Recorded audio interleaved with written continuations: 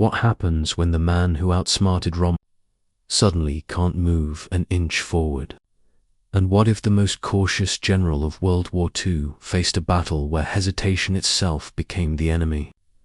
In the summer of 1944, as Allied forces stormed into Normandy, one name rose from the chaos field: Marshal Bernard Montgomery, the man who promised victory, the man who claimed he could end the war by Christmas.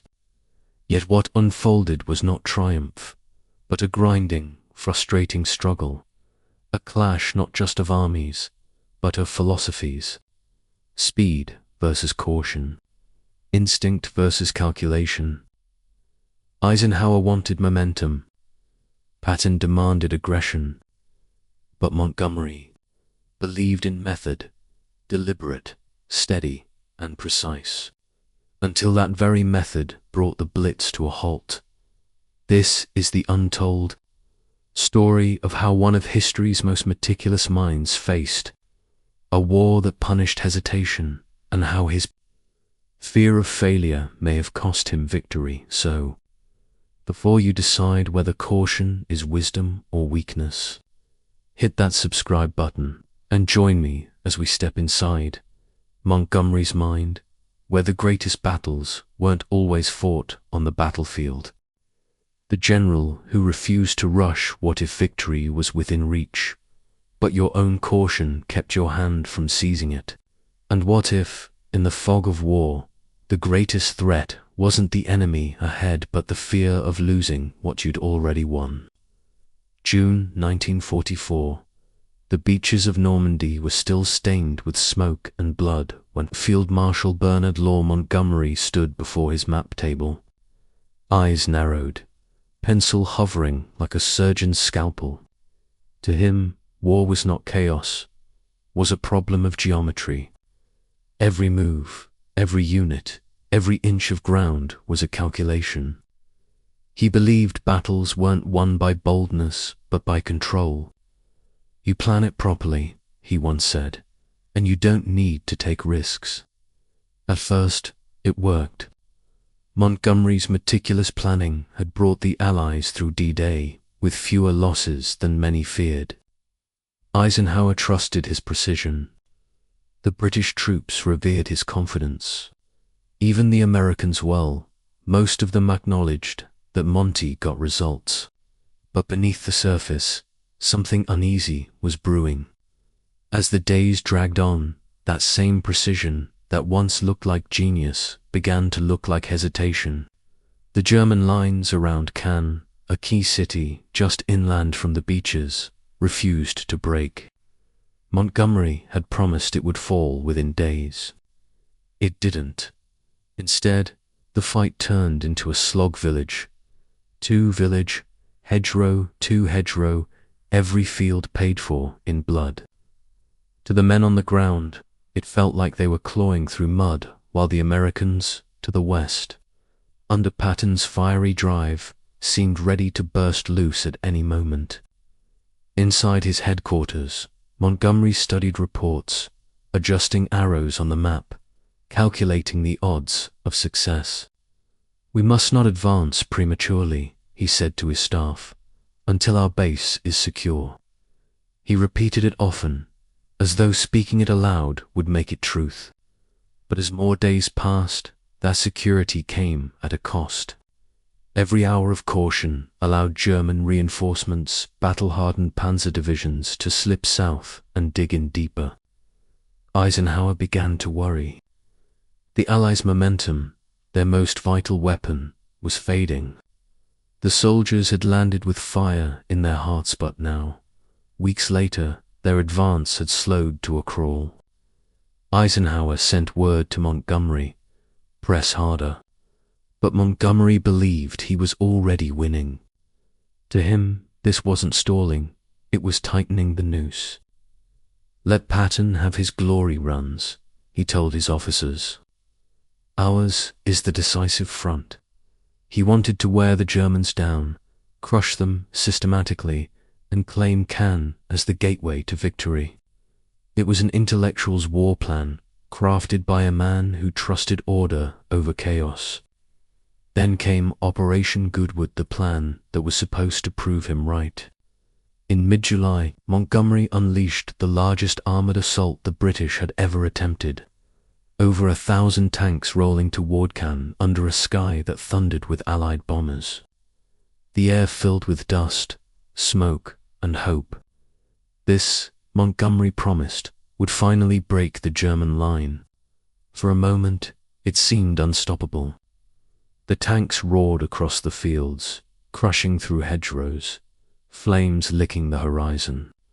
Soldiers cheered as the smoke cleared, believing they were witnessing the beginning of the end. But then the Germans struck back with uncanny precision. Their 88mm guns turned the battlefield into a graveyard of steel. In just hours, hundreds of British tanks burned where they stood. The advance ground to a halt. Montgomery's headquarters was silent. Reports came in. Good progress at first. Heavy resistance now. Many losses. He adjusted his cap, stared at the map, and murmured, "It's under control." But it wasn't. Word spread fast. American commanders whispered that Montgomery's so-called breakthrough had failed. Patton sneered that Monty's method had become paralysis. Eisenhower, usually calm, began to lose patience. He summoned Montgomery and demanded clarity. "What exactly is your plan now?" Montgomery's answer was calm but evasive. "We are containing the enemy in the east," he said, "so that the Americans can strike in the west." It sounded reasonable, almost noble. But the truth was, that wasn't his original plan. He had intended his army to deliver the decisive blow. Now, after Goodwood's disaster, he was reframing failure as strategy. For a while, it worked. The public bought the narrative. The press called it a coordinated effort.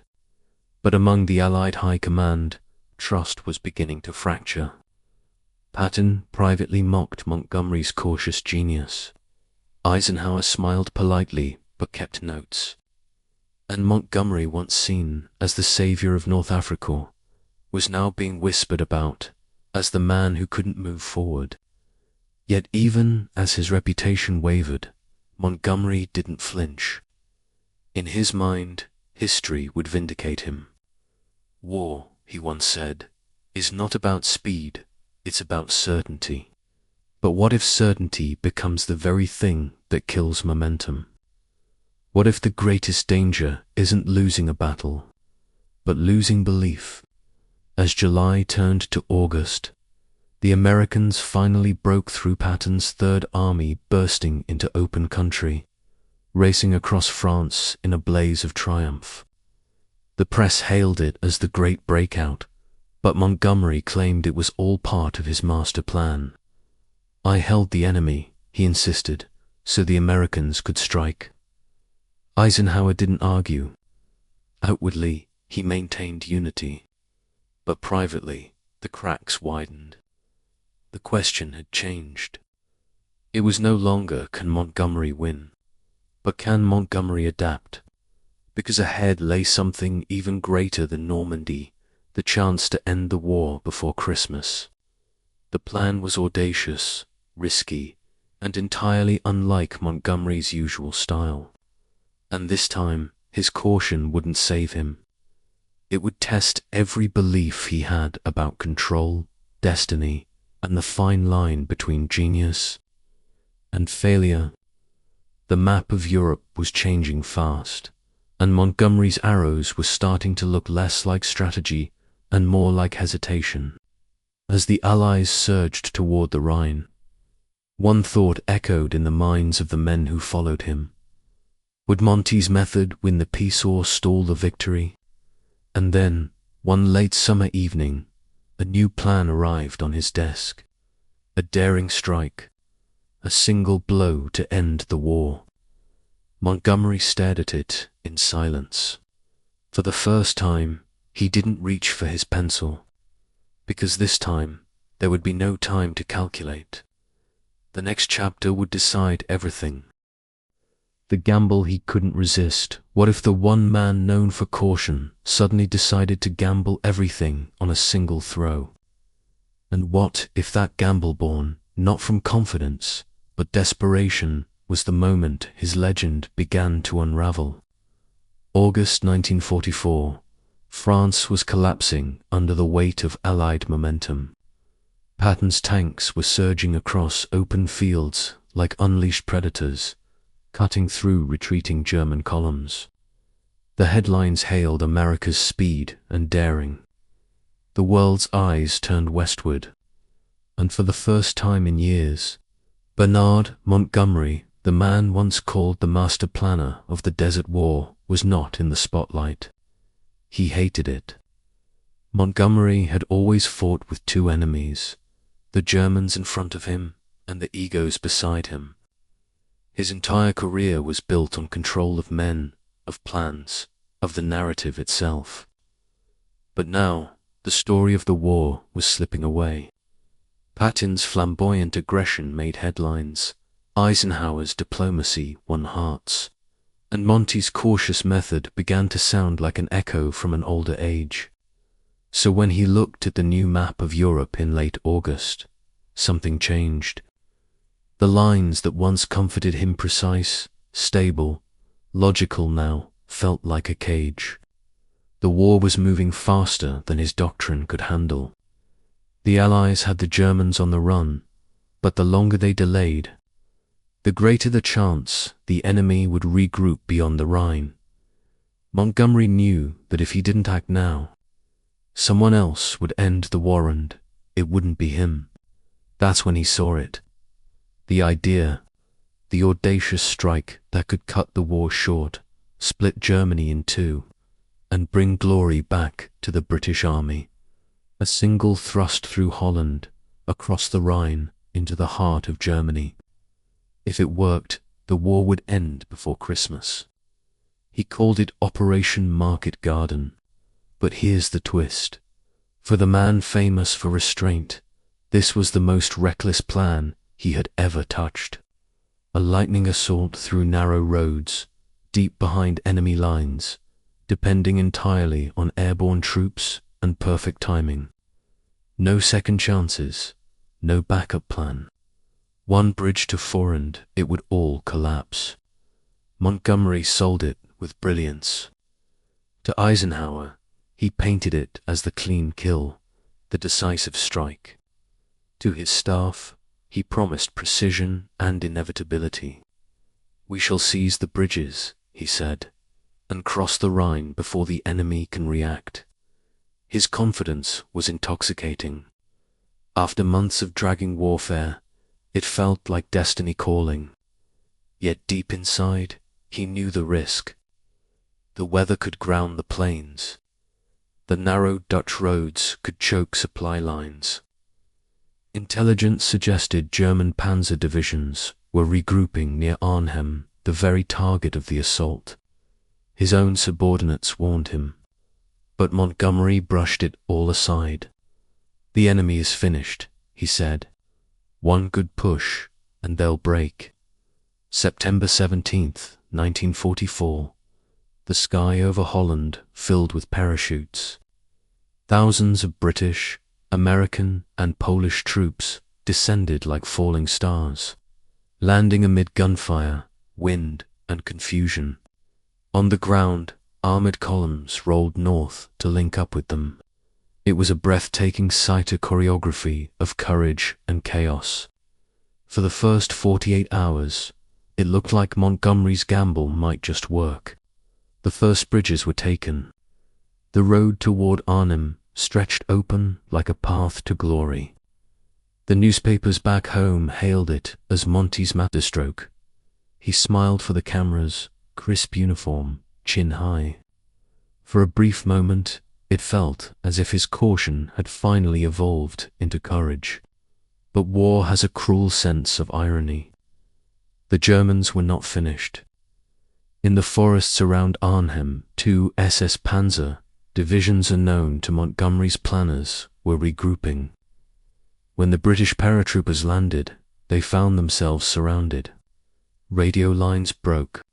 Supply drops missed their targets. Reinforcements stalled on the single narrow road that snaked through Holland, every mile choked with wrecks and burning trucks. The method that once made Montgomery invincible, his demand for order, timing, precision, was now his downfall. Everything depended on perfection, and war is never perfect. At Arnhem, Lieutenant Colonel John Frost and his men held the final bridge with heroic defiance. For days, they fought alone, outnumbered, cut off, shells pounding their positions. "We're holding the bridge," Frost radioed, but the situation is very confused. Those were among his last words before the line went dead. By the time reinforcements arrived, it was too late. The paratroopers were either dead, captured, or scattered.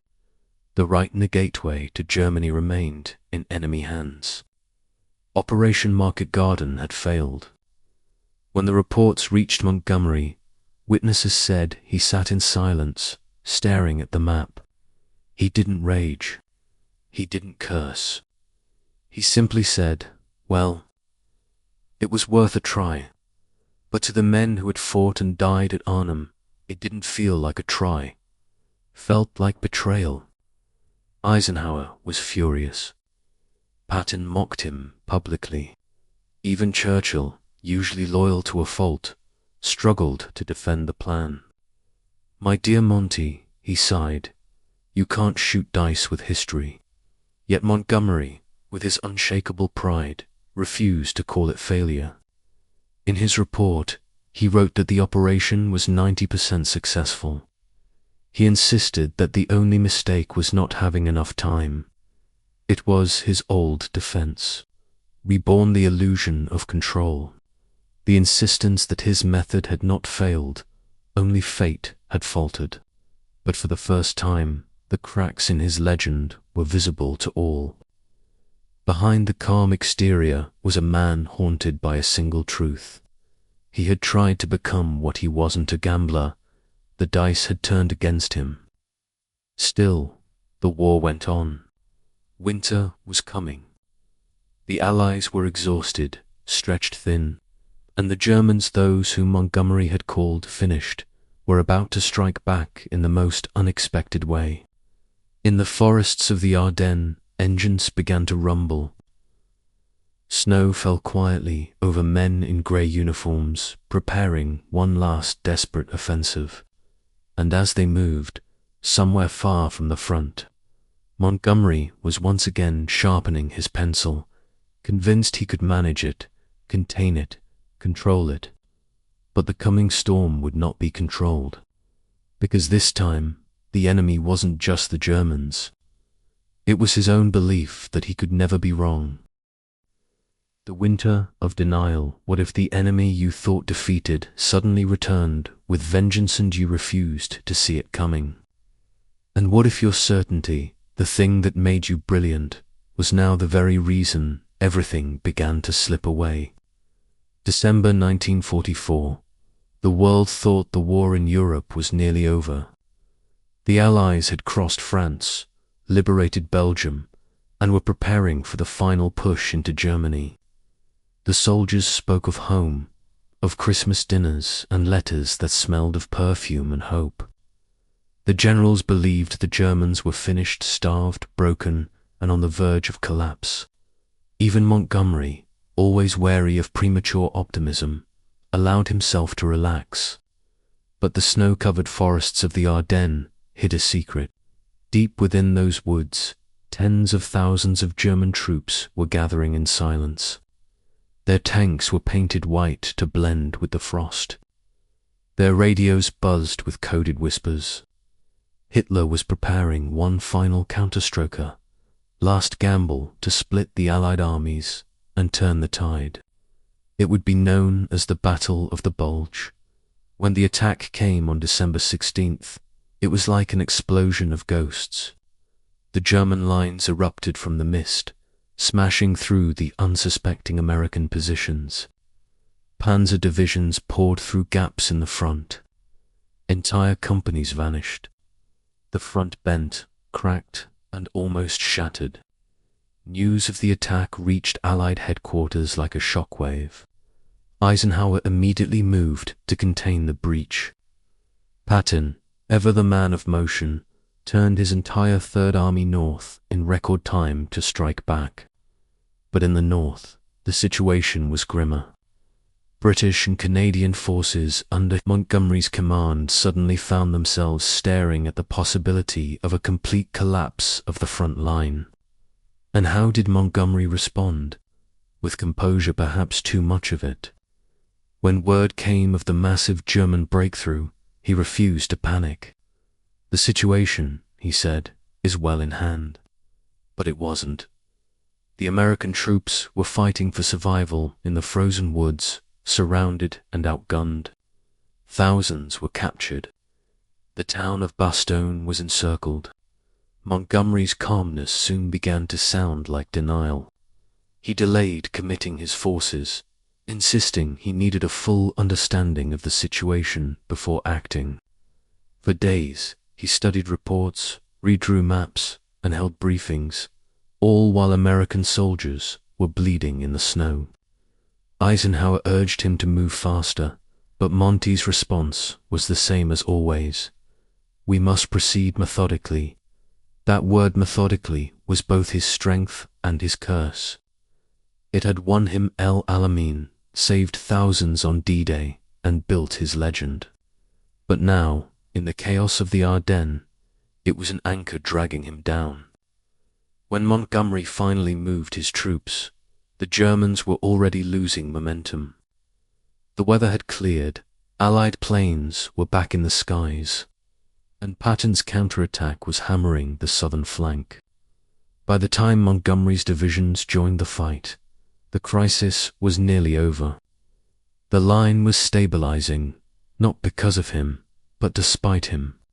Still, Monty knew how to tell a story. When the cameras arrived, he appeared composed, collected, victorious. At a press conference in January 1945, he proudly declared that he had taken control of the northern sector, reorganized the defense, and saved the situation. I halted the enemy, he said. I tidied up the line. To the Americans, it was like a slap in the face. Patton exploded with fury. The son of a bitch claims he saved the day, he barked. Eisenhower, ever diplomatic, was livid behind closed doors. He's brilliant in battle, Ike said quietly, but impossible in victory. What Montgomery didn't see or refused to see was that the war was no longer about individual glory. The Allies were fighting as one machine, but he still saw it as a competition for reputation.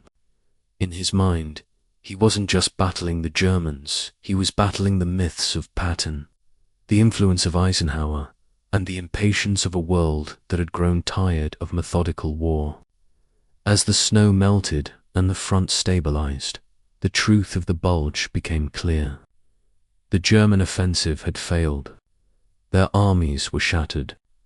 The road to the Rhine lay open again. But the cost of Monty's hesitation had been real. Thousands of lives lost in those first days of chaos. Men who fought alone in the cold while their commanders debated timing. Still, Montgomery refused to bend. When Eisenhower confronted him about the press conference, Monty stood firm. I told the truth, he said. I did tidy up the line. It was the same tone he had used after Arnhem, after Goodwood, after every stumble. Always calm, always certain, always right. But inside, something was shifting. He had built his entire identity around control, of battle, of narrative, of destiny. Yet now, in the final months of the war, he was beginning to lose control of all three. The Americans didn't trust him. Eisenhower tolerated him out of necessity. Even among his own staff, whispers began to grow. Some admired his discipline. Others saw in him a man trapped by his own legend, unable to change course even as the world changed around him. And in Germany, the clock was ticking. The Allies were approaching the Rhine, the last great natural barrier before the heart of the Reich. Eisenhower wanted a broad advance, steady and coordinated. Patton wanted a direct charge. Montgomery, true to form, wanted perfection, a single, massive, meticulously planned assault across the river. Eisenhower's patience was wearing thin. "We can't afford another Arnhem," he warned. Montgomery simply smiled. "Then we shall plan it properly this time," he replied. But what he didn't realize was that the war had moved beyond his kind of control. The Germans were falling apart, cities were burning, and the pace of history was accelerating faster than any pencil line on a map could catch. As the Allied armies stood on the banks of the Rhine, waiting for the order to cross, Montgomery prepared what he believed would be his final masterpiece, Flawless River, a salt that would restore his legacy once and for all. But fate, as always, had other plans, because sometimes history doesn't reward perfection, it rewards momentum. And in the spring of 1945, momentum belonged to everyone but Bernard Law Montgomery. The next chapter would not be about tactics. It would be about pride, politics, and the slow unraveling of a man who once believed that control was the same as victory. The bridge to nowhere. What if the final victory you dreamed of your entire life finally arrived, but it didn't belong to you? What if after years of fighting for control, you realized the war was ending on someone else's terms? March 1945. The Rhine glistened under a pale spring sun, wide and calm, but to Montgomery it looked like a wall. Beyond it lay Germany, Berlin, the end of the war, the crowning triumph of a lifetime. And yet the river stood like a dare, mocking him. Every major Allied general knew that whoever crossed it first would carve their name into history. Montgomery had already begun to script his version of that history. He called it Operation Plunder, a massive, perfectly planned river crossing north of the Ruhr. British and Canadian forces, supported by airborne troops, would strike in unison under his command.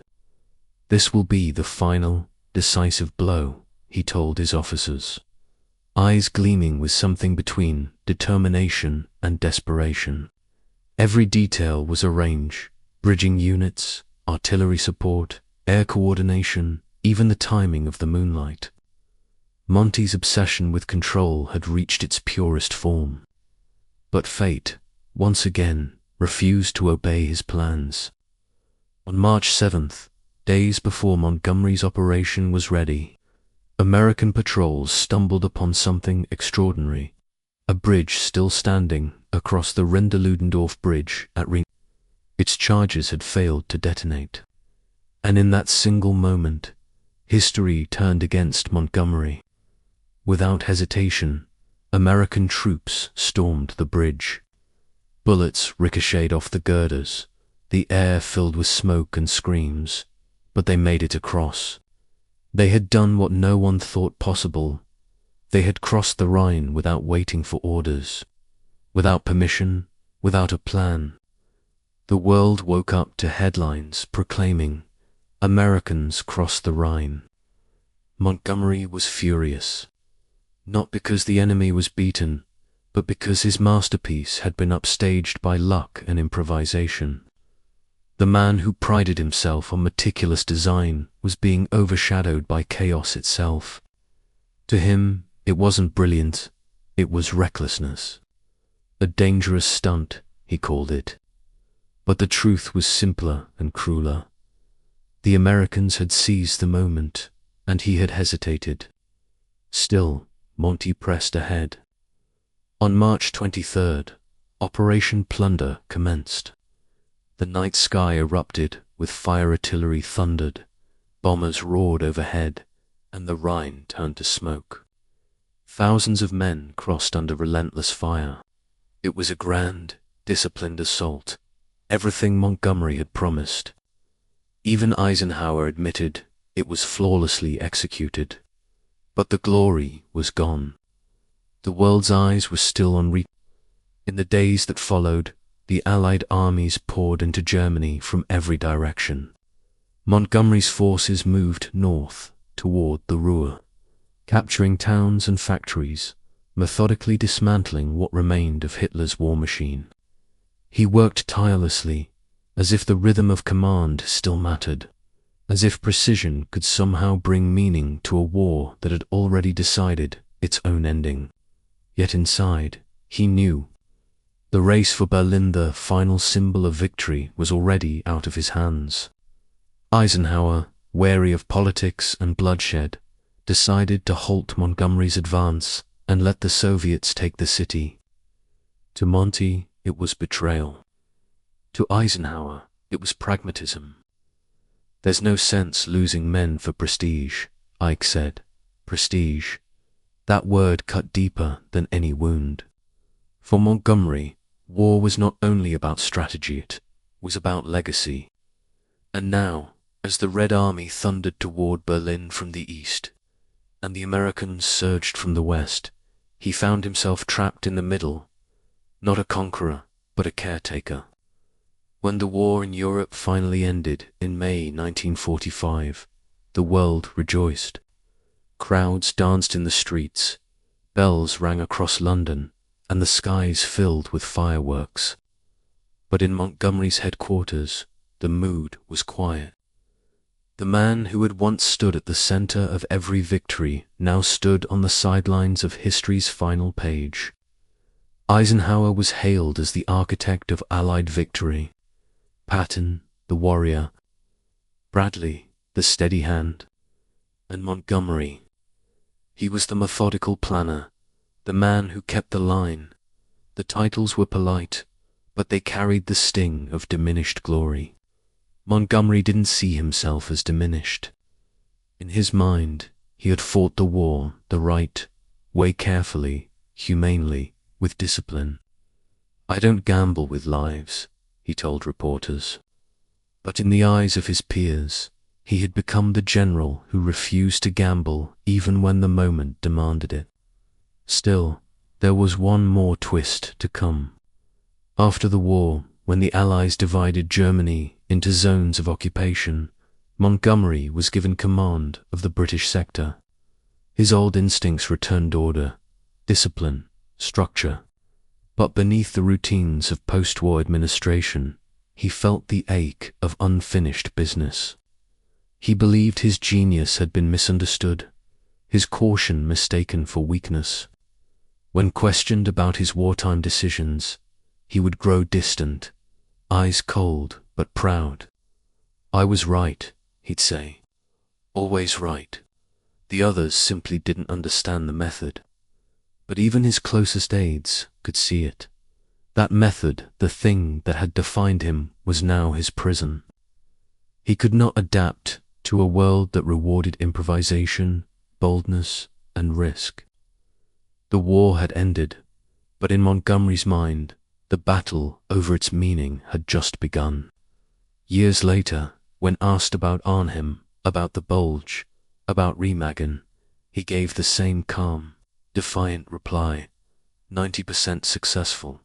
It had become his mantra, his shield against regret.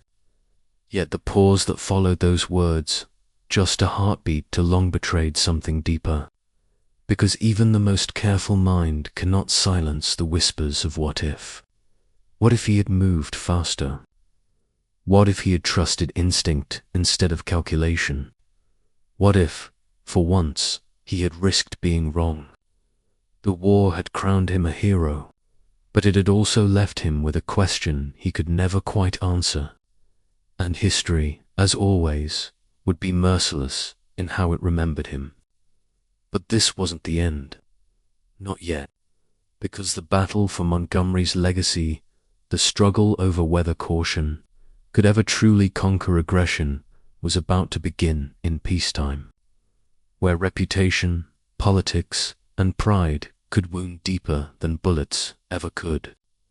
And in that new war, there would be no maps, no bridges, and no clear way forward. The battle after the war. What if the war ended, but you couldn't stop fighting it? What if victory felt less like triumph and more like an accusation, whispering that you could have done more, if only you dared? The guns had fallen silent, but for Bernard Law Montgomery, peace was uneasy ground. Europe was rebuilding, nations redrawing, but Monty's mind still lived on the battlefield. He would pace his office, maps still pinned to the walls, arrows curling across rivers that no longer mattered. His aide said he could spend hours tracing old routes with his finger, as if willing history to bend back and give him another chance. In 1945, he was Britain's great soldier, the man of El Alamein, the architect of Normandy. Children saluted him in the streets. Yet behind the medals and parades, a quiet bitterness grew. Eisenhower had become supreme commander of all Allied forces. Patton, despite his controversies, was the symbol of American audacity. Even Montgomery's rival from the desert, Rommel, had become a tragic legend. And Monty, he was the careful one, the steady one, the man who didn't lose control, but also the man who never seized history's wildest chances. He was promoted to Chief of the Imperial General Staff, a highest post in the British Army, but it was a cage disguised as honor. The job demanded diplomacy, politics, compromise, the things Montgomery loathed. He wasn't built for committees. He was built for command. And in that polished London office, far from the mud and thunder of battle, his confidence began to twist into resentment. He believed he had saved the Allies from chaos, that without his caution, D-Day might have failed. Yet the Americans saw him differently, a man who couldn't adapt, a relic of the old world. It gnawed at him. In meetings with Eisenhower, now his equal no longer but his superior, Montgomery's tone hardened. "You Americans," he once snapped, "are always in too much of a hurry." Eisenhower simply smiled. "And you, Monty," he said gently, "never hurry enough." It was a quiet duel that lasted years. Each man admired the other's strengths, but could never forgive the differences. Where Eisenhower led through unity, Montgomery led through certainty, and certainty had no room for rivals. When Winston Churchill published his war memoirs, Montgomery read every page with a soldier's precision, underlining passages, frowning at each slight omission. Churchill praised his courage, but not his judgment, his discipline, but not his daring.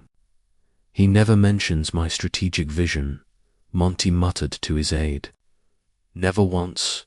To him, words were battlefields too, and history was the last war he had left to win.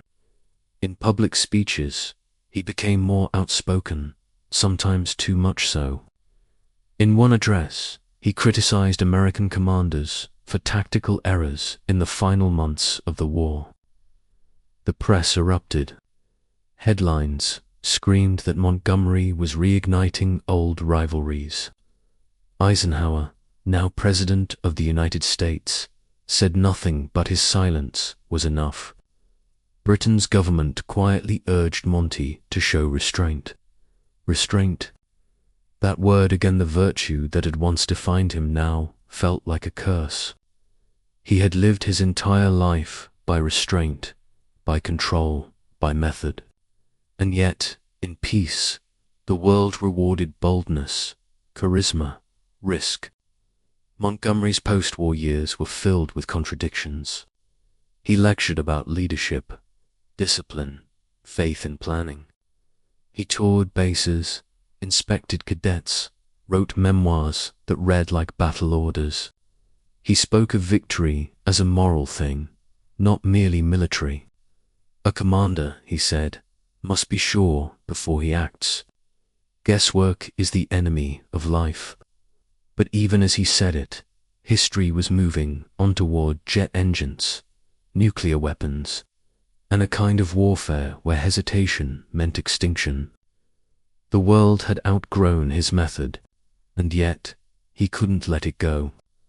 Sometimes, late at night, he would sit alone with his maps and notes, the ghosts of campaigns whispering back. El Alamein, Can Arnhem, the Bulge. Each name was a scar, but also a story he couldn't stop retelling.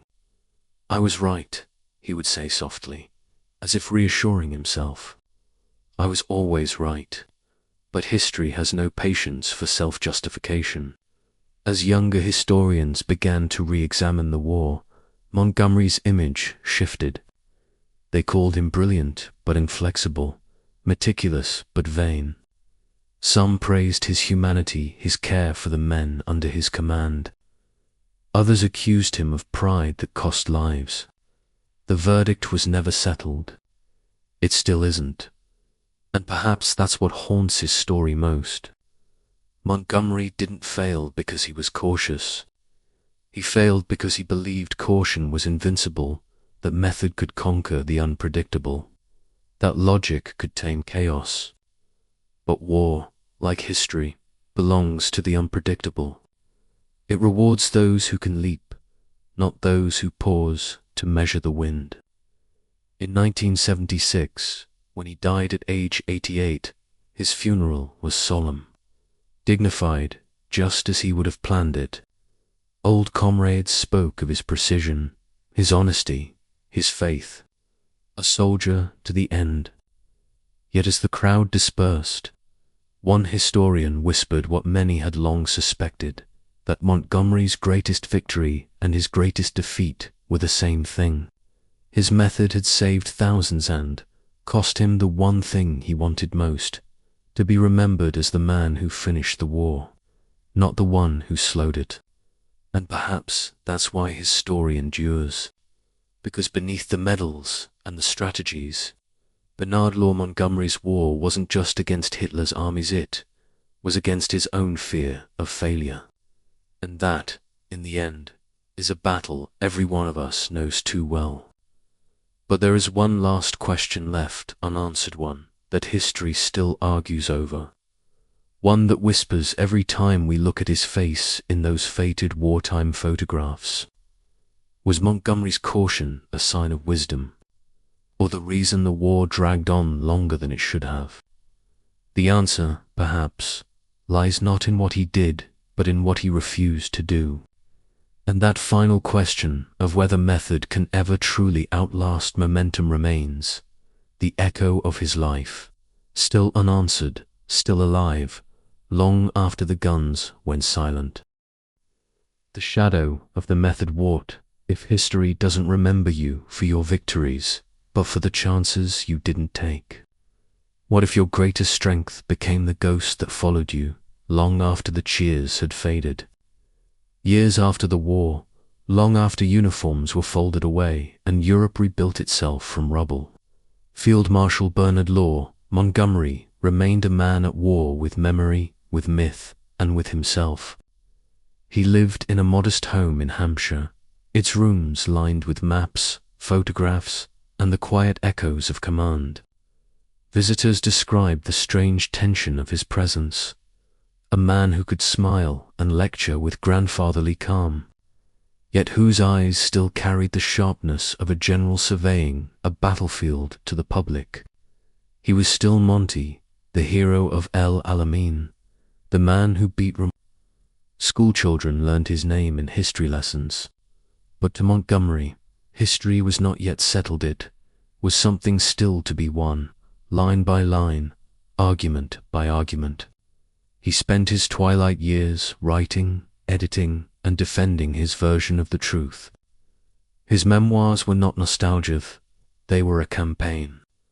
Every page was a battle to reclaim credit, to redraw the front lines of memory. He wanted the world to see the logic, the discipline, the method that had guided him. to understand that he hadn't been cautious out of fear but out of principle. Wars, he wrote, are not won by dashing about in tanks. They are won by clarity of purpose. Yet his critics saw the words differently. They read in them not confidence, but insecurity and need to prove that the world had been wrong about him. Still, there were those who never doubted him. Veterans of the 8th Army visited him often, men who had fought under his command in the burning sands of North Africa. To them, Montgomery was not just a general but a savior. He had brought order to chaos, discipline to despair. They remembered the speeches he gave before El Alamein, his calm before the storm, the way he made each soldier believe survival was possible. He cared for us, they said. He never wasted our lives, and that was true. For all his pride, Montgomery's greatest devotion was to his men. Unlike many of his contemporaries, he believed soldiers were not pawns to be gambled, but lives to be guarded. In that, he was decades ahead of his time. But the very compassion that made him careful also made him rigid. To protect them, he would plan endlessly, waiting for conditions that war rarely provided. He wanted certainty in a world built on uncertainty. As the decades passed, the world changed. Wars became faster, more unpredictable. Strategy gave way to speed, and generals were measured not by caution but by boldness. Montgomery, still alive in the 1960s, watched the world slide further from his ideals. The nuclear age horrified him instant. Annihilation, without planning, without method. "This is not war," he said bitterly. "It is madness." He traveled widely, meeting young officers who idolized him but lived in a different era. They asked him about Arnhem, about Market Garden, about whether he regretted anything. He would pause, hands clasped, expression unreadable. Then he'd answer with the same calm conviction. No, the plan was sound. The execution failed, and perhaps that was the truth. He could never escape that for him. Failure was always someone else's mistake, never the methods. It was both his armor and his blindness. He could not admit that perfection itself had betrayed him, that by waiting for the flawless plan, he had missed the perfect moment. In one of his last interviews, a journalist asked, "Do you think history has judged you fairly?" Montgomery smiled thinly. "History," he said, "has not yet finished judging anyone." It was a sharp, defiant answer, and yet beneath it, a tremor of vulnerability lingered. Because in the end, Montgomery's greatest opponent was not Rommel or Patton or even Hitler, it was time itself. Time erodes precision. Time blurs logic. Time turns even the most meticulous plans into stories that others will tell differently. When he died in 1976, the obituaries called him brilliant, controversial, proud. His funeral procession passed through silent crowds, British flags fluttering in the rain. Among the mourners were men who had lived because of his caution and others who had lost friends because of it. Each carried their own truth of the man. And so, Montgomery's story remains a paradox: a commander who won by patience but lost by hesitation. A genius of structure trapped in a war that rewarded chaos. His name became a symbol of discipline, but also a warning that sometimes the line between prudence and paralysis is thinner than the width of a river too far. Even now, when historians debate the great generals of the Second World War, the same question always returns. Could caution ever truly defeat aggression? Perhaps the answer lies somewhere between them. For every reckless charge that wins glory, there is a measured hand that saves lives. For every Montgomery, there is a Patton. And between them lies the eternal rhythm of human conflict, the pull between instinct and intellect, risk and reason. Montgomery's legacy endures not because he was perfect, but because he forces us to confront a question that will never go away when the moment to act finally comes. Do you wait for certainty, or do you leap into the unknown? That question still hangs over every battlefield, every boardroom, every decision that demands courage. And somewhere, in the echo of history's march, you can almost hear Montgomery's voice, calm, deliberate, utterly sure, whispering his eternal warning: plan properly, and you'll never need to gamble. But history smiles, as it always does, because even the best plans, no matter how precise, must eventually face the chaos they were designed to avoid. And that perhaps is why Montgomery's method will forever cast its long shadow across the story of war, and the fragile, fallible men who try to master it.